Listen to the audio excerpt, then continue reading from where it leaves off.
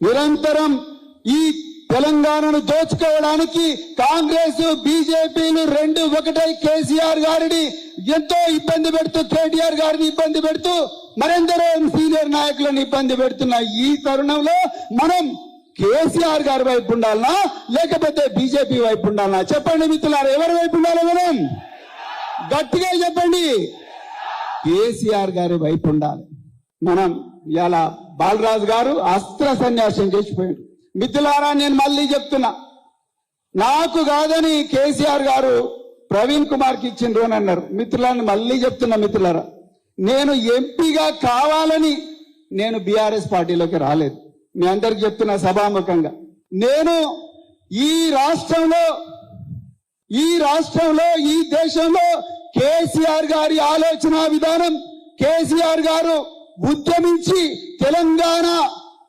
తెలంగాణను రాజ్యాంగబద్ధంగా తీసుకొచ్చిన విధానం, అదే విధంగా తీసుకొచ్చిన తెలంగాణను కేవలం 10 సంవత్సరాల్లోనే బంగారు తెలంగాణగా మార్చి దేశంలో నెంబర్ 1 చేసిన విధానం, ఆ విధానాన్ని నచ్చి నేను వచ్చిన.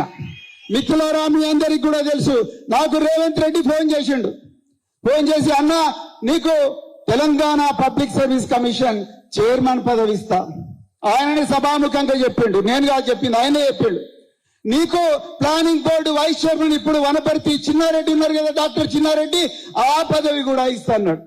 నేనన్నా నేను కేసీఆర్ గారికి మాట ఇచ్చిన ఆయన వెంబడే నడుస్తా కాబట్టి ఆ పార్టీ అధికారంలో లేకపోయినా నేను బీఆర్ఎస్ పార్టీ వెంబడే పోతా అని చెప్పిన. నేను ఆ రోజు కేసీఆర్ గారికి ఆ నందినగర్ నివాసంలో గువ్వల బాలరాజు గారు కూడా ఉన్నారు. ఆ నందినగర్ నివాసంలో నాకు నాగర్ కర్నూలు ఎంపీ సీట్ ఇస్తేనే నేను వస్తా అని ఎప్పుడు కూడా చెప్పలేదు గువ్వల బాలరాజు గారు. మీకు నోరు ఎట్లొస్తుందో నాకైతే తెలియడం లేదు. అది కాకుండా మళ్ళీ నిరంజన్ రెడ్డి గారిని నిందించడం, వారికి అసలు సంబంధమే లేదు ఈ నిర్ణయంలో.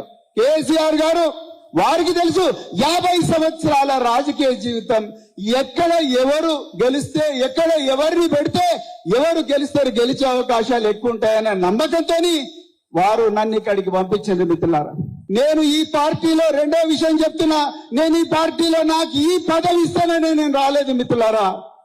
నేను ఈ పేద వర్గాలు, అనాదిగా అణచివేయబడ్డ వర్గాలు, అది మధ్యబడు కావచ్చు, వట్టివారిపల్లి కావచ్చు, పదవ కావచ్చు, వంకేశ్వరం కావచ్చు, మైలారం కావచ్చు, మాచారం కావచ్చు, ఉప్పునూతలు కావచ్చు, ఈ ప్రాంతాల్లో అనాదిగా పోల్చెట్టి పల్లి కావచ్చు, జత్తి సదగోడు కావచ్చు, ఈ ప్రాంతంలో అనాదిగా అణచివేయబడ్డ వర్గాలు,